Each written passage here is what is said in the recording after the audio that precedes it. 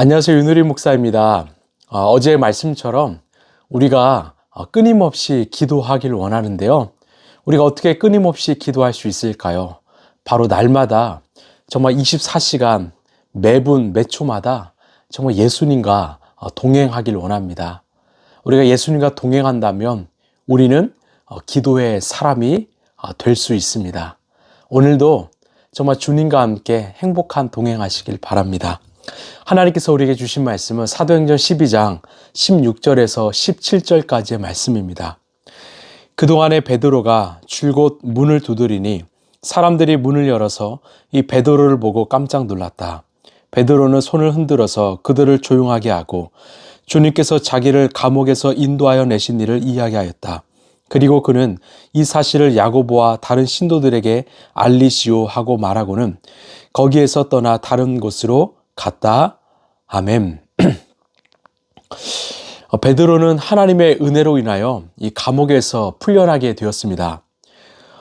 초대교회 성도들은 이 베드로가 여전히 갇혀 있든지 아니면 곧 참수형을 당할 것이라고 생각했습니다. 그래서 이 베드로가 끝까지 정말 예수님을 부인하지 않고 믿음의 길을 걷도록 기도했습니다.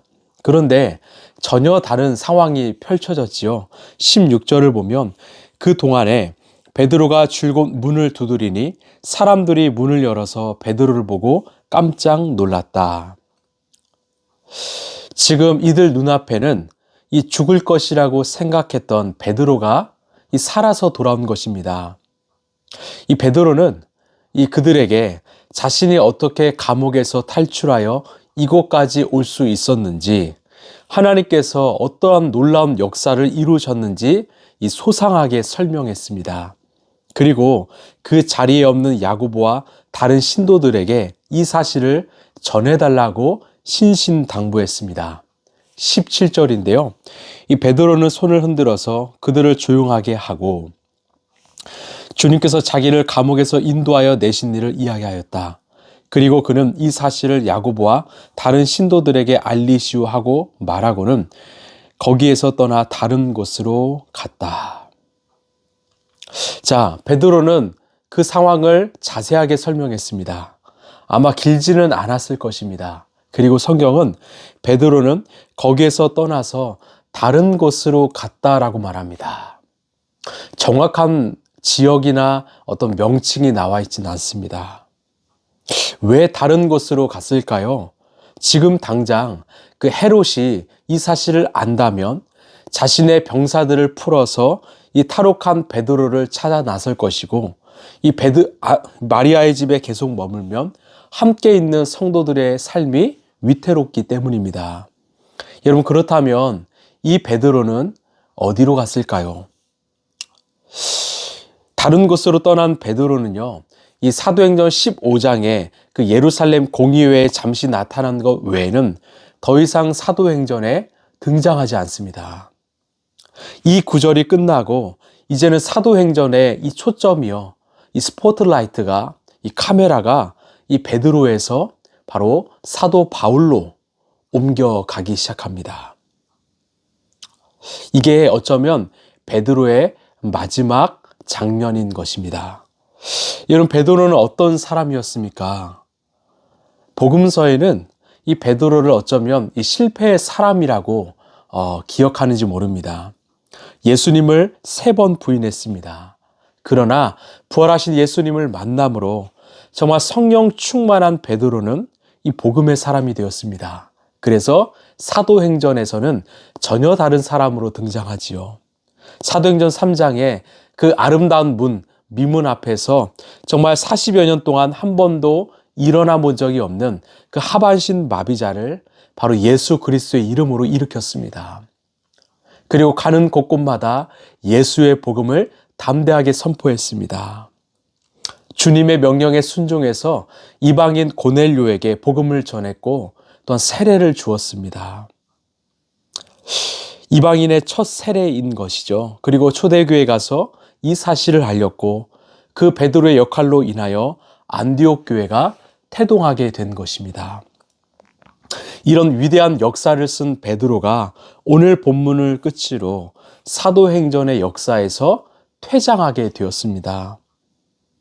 이 사도행전의 스포트라이트에서 사라지는 곳이 바로 오늘 사도행전 12장의 말씀입니다.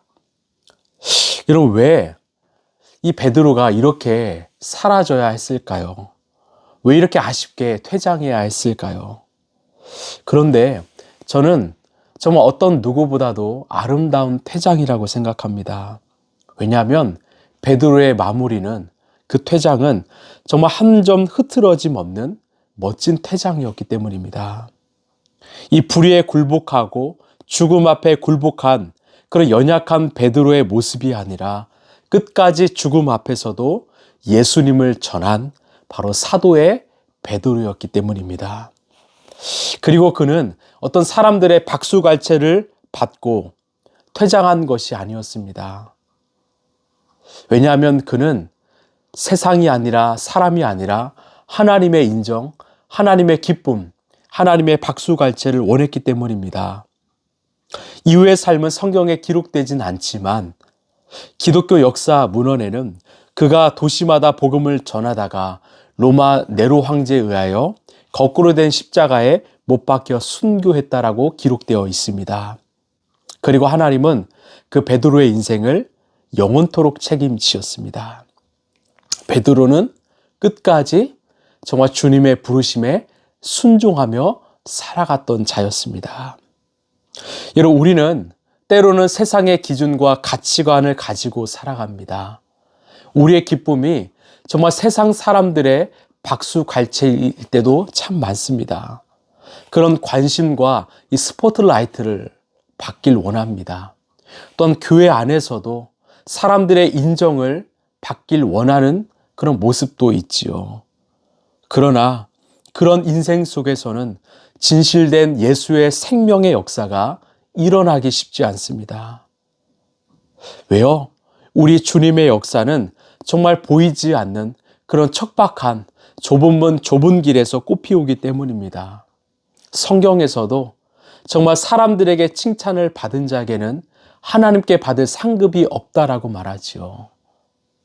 결국 하나님께 받는 그런 칭찬, 상급, 박수갈채가 우리의 진정한 기쁨이 되어야 합니다.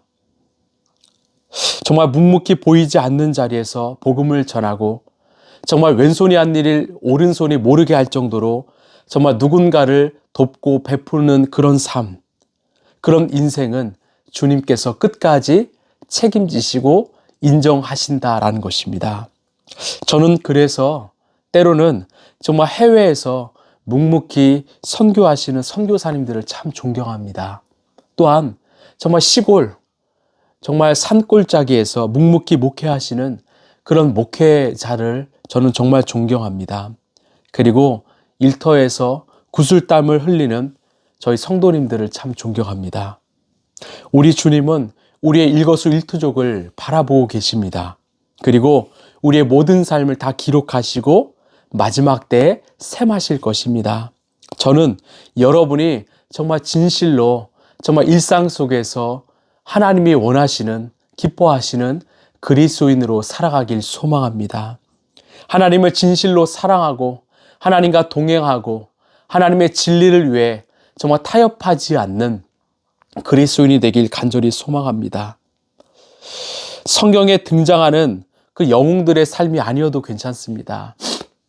히브리서 11장에 등장하는 이름 모를 신앙인이어도 괜찮습니다. 우리의 목표가, 우리의 인생의 목적이 정말 하나님께 칭찬받는 그런 인생이 되길 바랍니다. 퇴장할 때 하나님의 박수갈채가 우리의 마음과 우리 귓가에 들리길 소망합니다.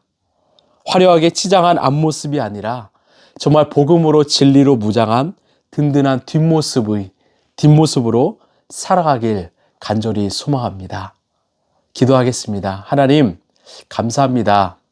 그런 위대한 사도였던 베드로가 정말 오늘 사도행전에서 퇴장하게 되었습니다. 그의 앞모습은 화려하진 않았지만 그가 퇴장하는 뒷모습은 참 복음과 진리로 무장한 든든한 뒷모습이었습니다.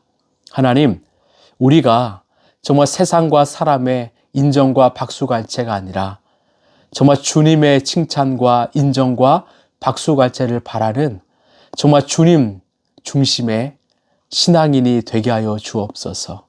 이 땅의 삶은 고난과 고통이겠지만 우리 주님은 우리의 삶을 아시고 우리를 기억하시고 우리를 정말 주님께서 품에 안아주시라 믿습니다. 하나님, 그것을 바라며 오늘도 묵묵히 살아가는 그런 믿음의 사람들, 우리 라이프처치 성도들 되게 하여 주옵소서. 이 모든 말씀 사랑이 많으신 예수님의 이름으로 기도합니다. 아멘. 여러분, 우리는 그 사람을 어떻게 기억할까요? 바로 그 사람의 뒷모습, 그 퇴장을 기억합니다.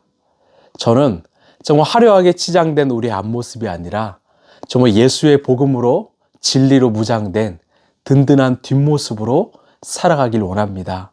혹시 부모님이 계시다면 그런 뒷모습을 보여주십시오. 우리 함께 믿음의 길을 끝까지 걸어가길 원합니다. 오늘도 예수님과 행복한 동행하시길 바랍니다. 감사합니다.